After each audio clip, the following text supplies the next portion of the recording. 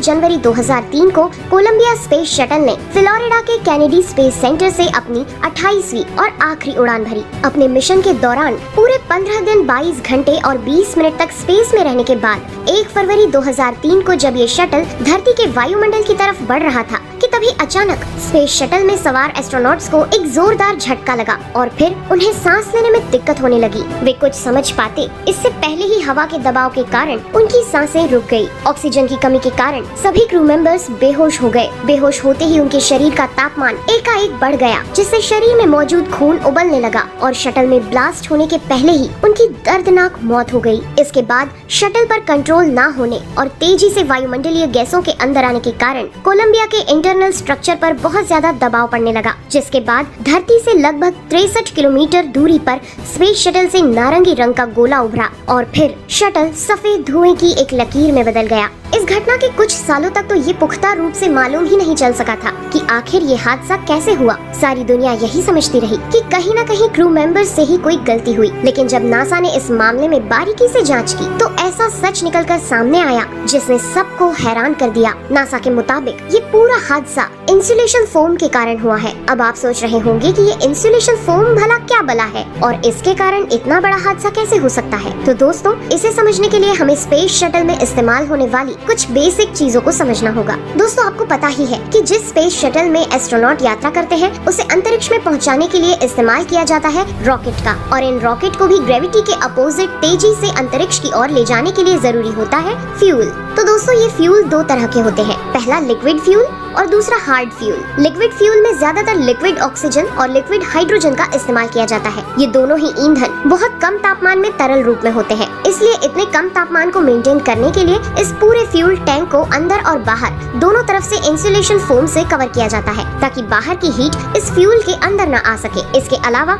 Rocket के बाहर एक बायोपेड्रम की एक्स्ट्रा लेयर का भी इस्तेमाल किया जाता है और यहीं पर अटैच होता है स्पेस शटल। चूँकि ये स्पेस शटल रॉकेट टैंक से अटैच होता है, इसलिए इसे सबसे ज्यादा खतरा हीट से होता है, जो कि लगभग 3000 डिग्री तक पहुंच जाती है। इसलिए इस हीट से स्पेस शटल को बचाने के लिए कई तरह के कोटिंग मटेरियल का यूज किया जाता है। इन कोटिंग मटेरियल को छोटी छोटी टाइल्स के आकार में तैयार किया जाता है। इन टाइल्स को स्पेस शटल के ऊपरी हिस्से में लगाया जाता है, जिन्हें कहा जाता है व्हाइट टाइल्स, जो इसको करीबन 1200 डिग्री की हीट से बचाती है। और इसके निचले हिस्से में लगाई जाती है डार्क टाइल्स, जो इसको लगभग 2300 डिग्री की हीट से बचाती है। और यहाँ पर सबसे ज्यादा हीट जो झेलता है वो है स्पेस शटल का विंग्स, जिसे हीट से बचाने के लिए इसमें RCC यानी रेनफोर्स्ड कार्बन पैनल का यूज किया जाता है, जो इसे 3000 डिग्री के गर्म तापमान में भी सुरक्षित रखता है। लेकिन दोस्तों, जब ये स्पेस शटल लॉन्च किया जा रहा था, तब टैंक से जुड़ा इंसुलेशन फोम का एक टुकड़ा टूटकर प्लेन के लेफ्ट विंग में लगे रेनफोर्स्ड कार्बन पैनल से जा टकराया, जिसके कारण स्पेस शटल के विंग में लगभग 10 इंच गहरा छेद हो गया। और किसी ने ये सोचा भी नहीं होगा कि इंसुलेशन फोम का ये एक छोटा सा टुकड़ा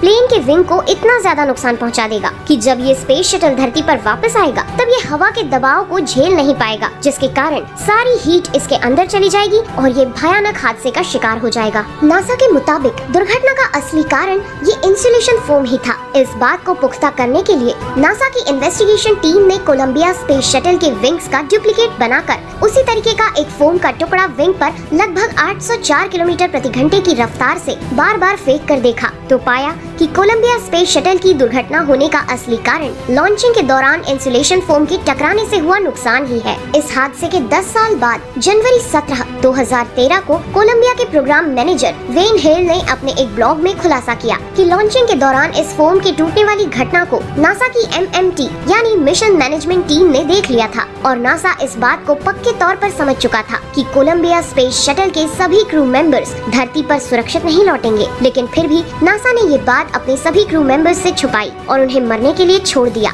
हालांकि कुछ लोगों का मानना है कि नासा ये अनुमान नहीं लगा सका कि स्पेस शटल को कितना नुकसान हुआ है। वहीं कुछ वैज्ञानिकों का ये भी कहना है कि यदि ये जानकारी स्पेस शटल में बैठे एस्ट्रोनॉट तक पहुंच भी जाती, तो भी वे कुछ नहीं कर सकते थे। इसके अलावा एक तर्क ये भी दिया जाता है कि नासा के रिसर्चर्स ये नहीं चाहते थे कि मिशन पर गए क्रू मेंबर्स ये सुनकर घबरा जाएं और अपनी जिंदगी के कुछ आखिरी दिन ये सोचकर जिए कि हम बहुत जल्द मरने वाले हैं। इसलिए शायद ऐसा ही कुछ सोचकर नासा ने ये मुश्किल भरा डिसीजन लिया हो। कोलंबिया अंतरिक्ष यान के मलबे के बिखरने के बाद अंतरिक्ष के दीवाने अंतरिक्ष में ही हमेशा के लिए सितारों में कहीं खो गए। 5 फरवरी 2003 को भारत सरकार ने उनके अभूतपूर्व योगदान को देखते हुए ये घोषणा की कि इसरो मौसम संबंधी जितने भी उपग्रह स्पेस में भेजेगी, उसके नाम कल्पना की याद में कल्पना सैटेलाइट होंगे। इसके अलावा कल्पना चावला छात्रवृत्ति और बहुत से अन्य चीजों में कल्पना चावला का नाम रखा गया। यहाँ तक कि नासा ने कल्पना चावला के सम्मान में एक सुपर कंप्यूटर और मंगल ग्रह पर एक पहाड़ी का नाम भी कल्पना के नाम पर ही रखा है। ये थी कहानी कल्पना चावला की, जिसके मन में आकाश की असीमित ऊंचाइयों, ग्रहों और टिमटिमाते तारों को छूने की अदम्य इच्छा थी। आज वो कल्पना सितारों में खो गई, जिसकी प्रेरणा अनगिनत लोगों को चमकता हुआ सितारा बनने की राह दिखाती रहेगी। तो दोस्तों, कैसा लगा आज का ये वीडियो? कमेंट करके जरूर बताएं। वीडियो पसंद आया हो तो लाइक करें और वीडियो को ज्यादा से ज्यादा शेयर करें। और हाँ, अपने इस चैनल को सब्सक्राइब करके नोटिफिकेशन को याद से ऑन कर लें, ताकि आने वाले हर इंटरेस्टिंग और मजेदार वीडियो की जानकारी आपको मिल सके। मिलते हैं अगले नए